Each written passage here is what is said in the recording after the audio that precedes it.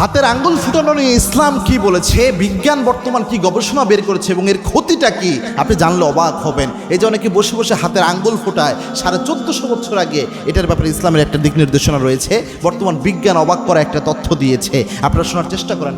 ইবনে মাজা শরীফের 750 নম্বর হাদিস যদি আপনি লক্ষ্য করেন, আল্লাহর হাবিবের একটা নির্দেশনা এখানে পাওয়া যায়। একদা এক সাহাবী মসজিদে নববীতে তিনি নামাজ পড়ার পর তিনি নামাজের মধ্যেই তিনি আঙ্গুল ফোটাচ্ছিলেন।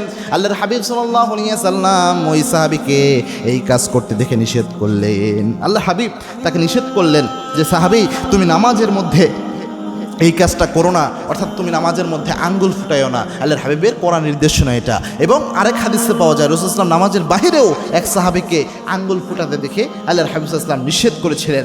বর্তমান বিজ্ঞান প্রমাণ করেছে এই যে হাতের আঙ্গুল যে ফুটায়, এটা ফুটে কেন?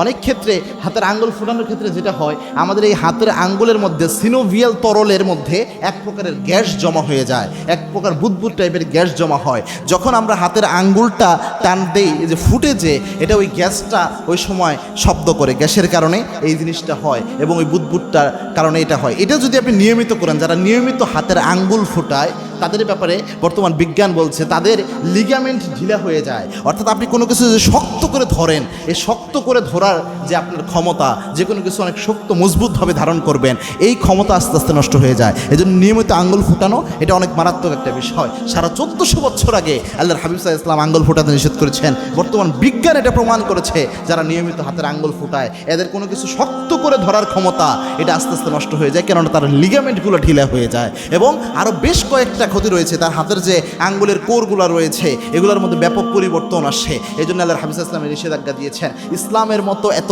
আপডেট সায়েন্টিফিক কোনো রিলিজিয়ান আল্লাহর দুনিয়ার হতে পারে না। বর্তমান বিজ্ঞান ইসলামের ছাত্র, এই বিজ্ঞান কিছুই না।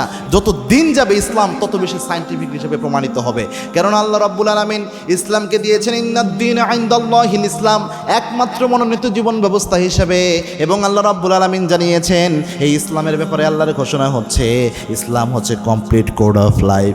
একদম আপনার ব্যক্তি জীবন থেকে নিয়ে শুরু করে আপনার রাষ্ট্রীয় জীবন পর্যন্ত সব জায়গায় ইসলাম সমাধান দেয়, সব জায়গায় ইসলামের সলিউশন রয়েছে।